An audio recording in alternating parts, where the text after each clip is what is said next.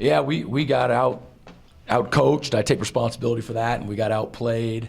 And again, credit to Miami. I don't really feel any differently now than I did after the game. They had a really good plan against us.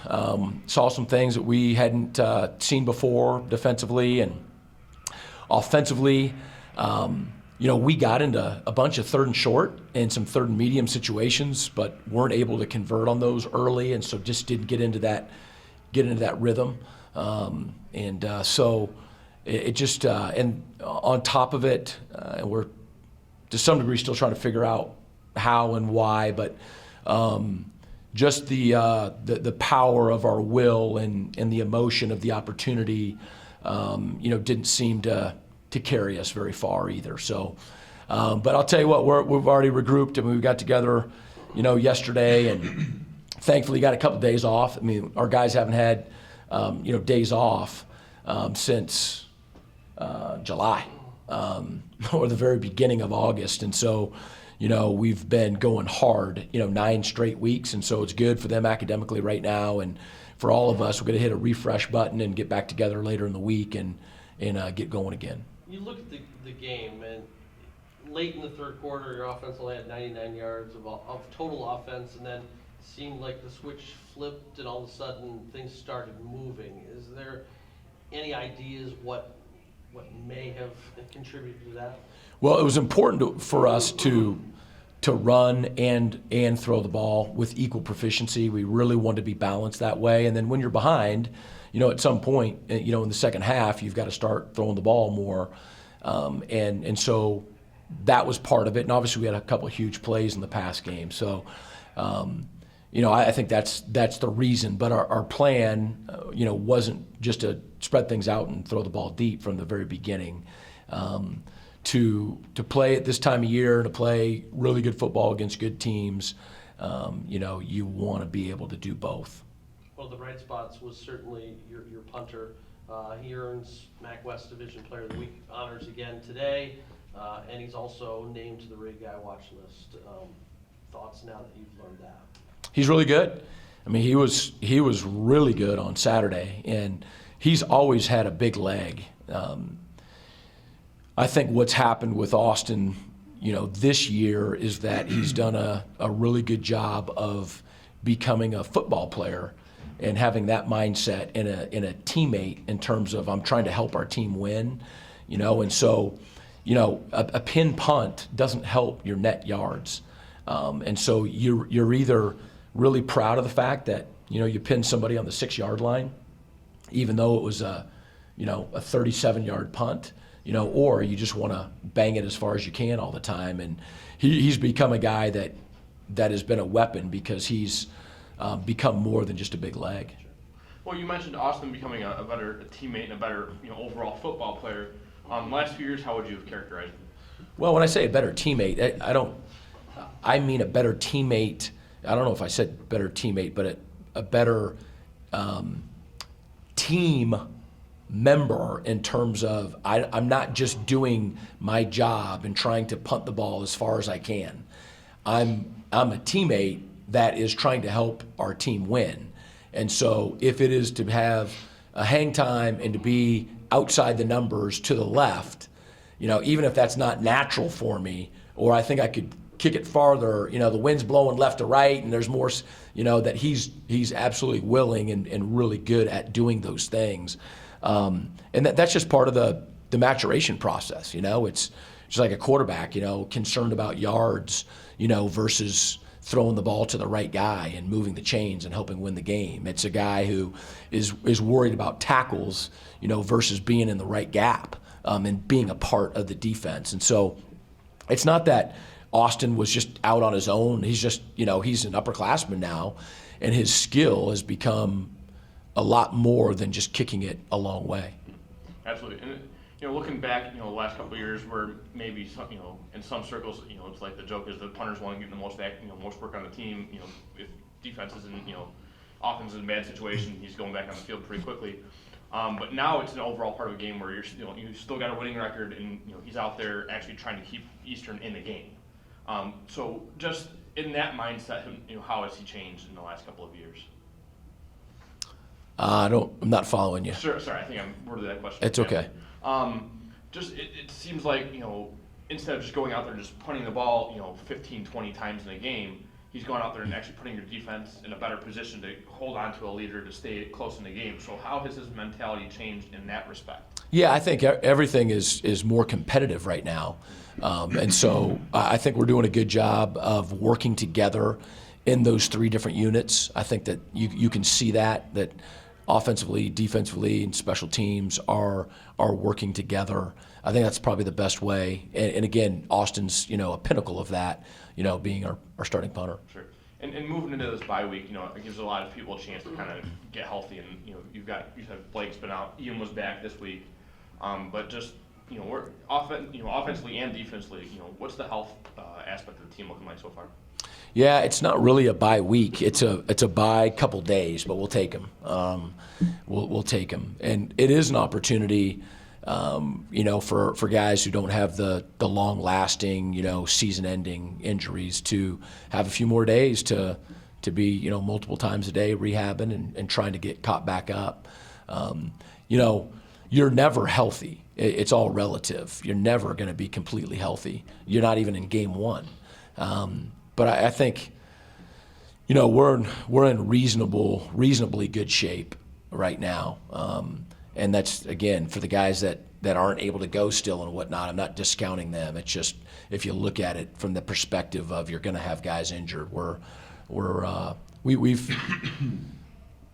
we've made a concentrated effort on really trying to stay healthy throughout the year, and we're in decent shape. Sure. In the last 3 games of the year, after coming out of the week off, game-wise, it's Tuesday, Wednesday, Tuesday. So what are you doing to kind of combat that typical not having a Saturday or a weekend, game to play for? Well, it is interesting because we're going to go from a 10-day schedule to an 8-day schedule. I think I've got this right, to it might be a 7-day, is that right? 7-day schedule, and then a 6-day to finish. So, but what we do is starting this Thursday, or the actual day of the week will no longer actually be that day for Eastern Michigan football. It'll either be a Sunday, Monday, and then our first practice will be a Tuesday. So this week, Friday will be a Tuesday for us.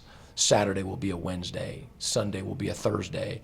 Monday will be a Friday, and then game day is Tuesday. So whether it's a 6-day, 7-day, or an 8-day week, that's how we configure it.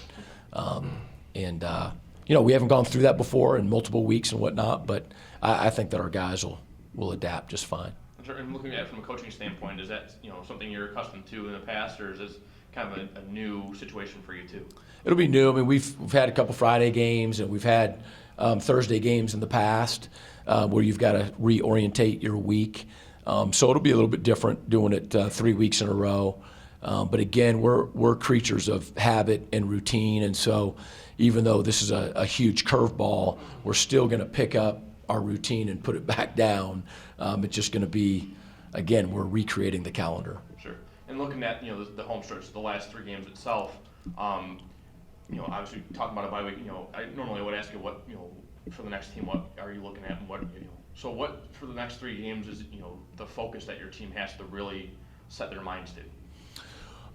Combating anybody who wants to talk about the next 3 games instead of the next one. That will be our focus and our mindset. So again, we've got a couple days right now where I think it's good for them as much as possible to not think about much at all, to focus on academics, and it's healthy to get away. It's healthy. I mean, that's why, weekends, that's why there's vacations, it's good to do that. And so we need that right now. But then we will be completely locked in on going 1-0 this next week at Ball State. We looked at the big picture, back preseason, and we've done a pretty good job of trying to go 1-0 each week and not getting caught up, and trying to look down the road. And so I think we'll have a laser sharp focus, starting Thursday for sure when we reconvene. Yeah, sure. It seems like every week you mentioned that 1-0 every week, and you stick pretty fast to that. You said the guys have done a pretty good job with it. Is it something that's taken them a long time to adjust to, or did they take that pretty quickly? They created it. No, they created it. Again, we spent a lot of time, talking about what our theme was going to be and how we were going to accomplish it, what our goal was going to be, how we were going to accomplish it. And so, when the seniors, finalized that our goal was going to be to go to and to win a bowl game, the next question is, how are we going to do that? And so the answer to that was by going 1-0. And at this time, we were talking about February, and so it's 1-0 each week during the season, but it's 1-0 each day in the season as well. And then it's 1-0, it's this Tuesday morning workout, it's this opportunity number 3 in the spring, opportunity number 4.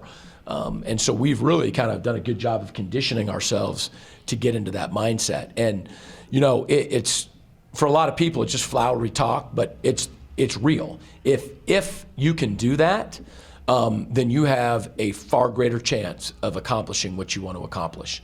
And there's a lot of forces out there that want you to think differently. But if you can lock in, whether things have gone good or bad, the previous play, the previous series, the previous quarter, the previous day, the previous week, whatever that 1-0 is, if you can flush that, learn from it either way, get back to grounded and go for 1-0 again, it's an awesome process, and it's a solution. And so the guys haven't had to adjust to it. The guys created it. And so I think that's what's been powerful about our goal and the way that we're going about it is it's come from our guys. Speaking of your guys, the guy sitting next to you was a guy that has battled back, overcome something, and has played something the last 2 weeks. He was kind of a student assistant for you for a little bit, and now he's back on the field. What are your thoughts on Darien? He never accepted the title of coach. I tried to throw it on him a couple times because he's really gifted in that way. But he, just like you'd expect of a senior, but it's still awesome, even though you expect it. When he, thought that he needed to retire, from playing, there's probably a couple days where you went home and then got back together and we talked and whatnot, and he has not missed a single thing since. I mean, he's just selflessly been serving our team, coaching guys up, being there, being totally involved, helping other guys all the way through. And, that's hard to do. It's really hard to do. We've had other people choose to not do it that way. And so, he's been feeling better and better and, sort of behind the scenes with the trainers and strength staff at times like, hey, look, I'm feeling pretty good. What can I do? And so at some point was starting to make sort of a quiet comeback, just taking it easy to see whether this was something that was going to be possible or not. And then when it got to the point where, he was going to be able to play, it was an incredible come back and welcome back. And because he'd been so in tune to everything that we were doing, he really hasn't missed a beat. And it was crazy that he was out there playing this game, and crazy awesome. Darien, talk about how you've been able to keep a positive attitude through the process. I've seen you in the elevator. I asked you at one point in fall camp, I said, "Are you coming back?" He's like, and you said you're just going to do anything you can to make this team better. How has it been to know at one point you had it taken away from you, and now you're kind of back? It was really weird because we've been doing this since I was a kid. So to have the season cut short early, it was weird. But I couldn't have done anything that I've been able to do without the coaches, the support staff I have, especially the offensive line. I've been in there with Coach Fred and the strength staff every day for the past month. The trainers, the athletic trainers, Jen and her staff have been dealing with me for the past month also. But without that group of people, definitely wouldn't have been able to do what I've been able to accomplish. What have you noticed standing on the sidelines that has kind of now made you a better player back out there now? I see things from a different perspective, I guess, just because I was on the headset, I was coaching with the guards. It just helped me realize kind of some of the things I was kind of blind to when I was playing. Just like little details, whether it be techniques or defenses or like little giveaways, things like that kind of helped me be able to transition back onto the field so easily. Well, and I mean, you posted, I think, in August, end of the summer, that you're done. That's it. I'm not hanging it up. So, what changed from then to now, and when did it change? Well, during camp, when I got injured, it was my leg was all swollen for weeks. But throughout that, I started feeling better during the season. I'd say probably week 2. I started feeling better.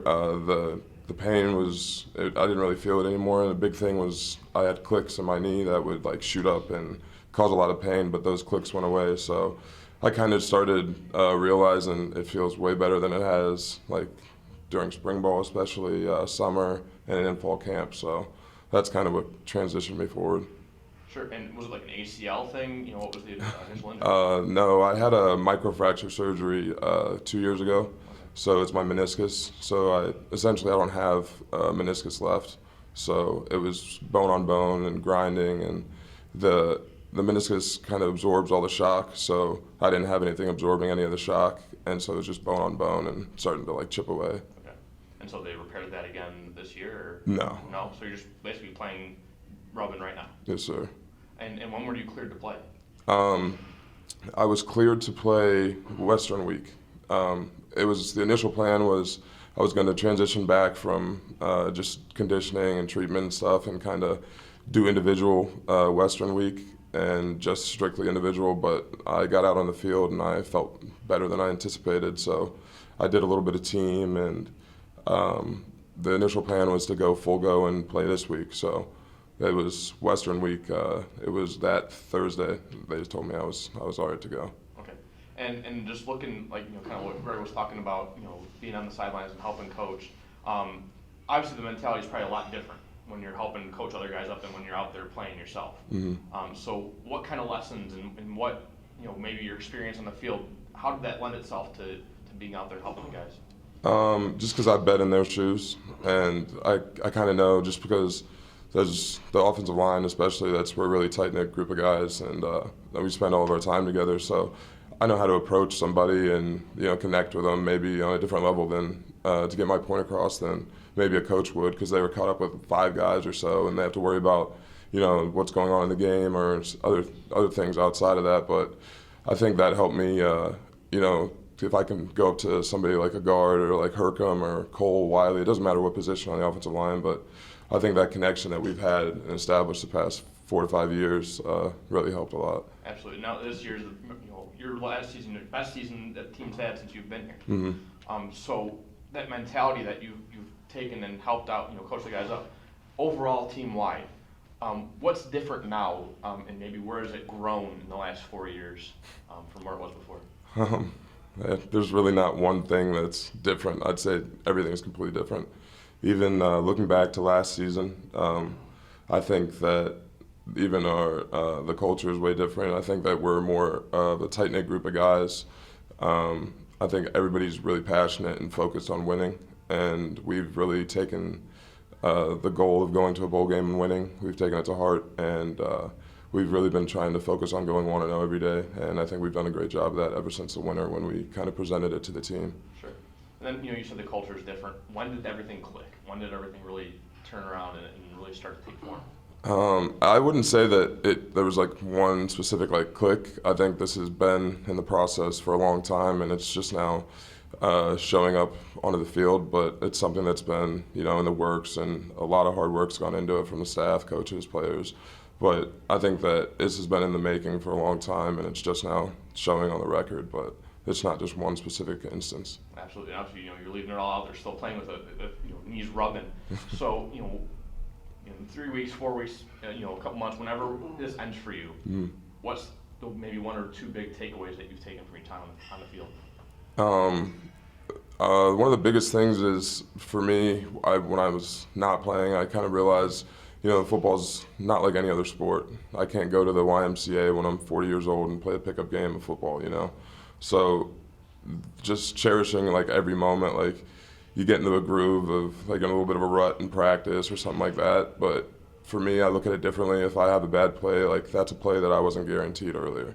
So I think that's one of the biggest takeaways, that nothing's really guaranteed, and just cherish everything that you have. Absolutely. And what's next for you? Is there a career in coaching maybe in the cards now with your little bit of experience, or what's next? I'm not sure. I don't know about coaching right now. I'm doing my MBA right now. I graduated in the summer, so I'm doing grad school with Herkimer Cole. But I'm going to be finishing that. I'll be graduating this summer and be looking for a job, going into business, so probably sales, something like that, something along those lines. But I'm not completely writing out coaching, because I just, once you get away from football, you always want to come back. So. Thanks. Good. Thank you both. All right, thanks. Thanks, guys.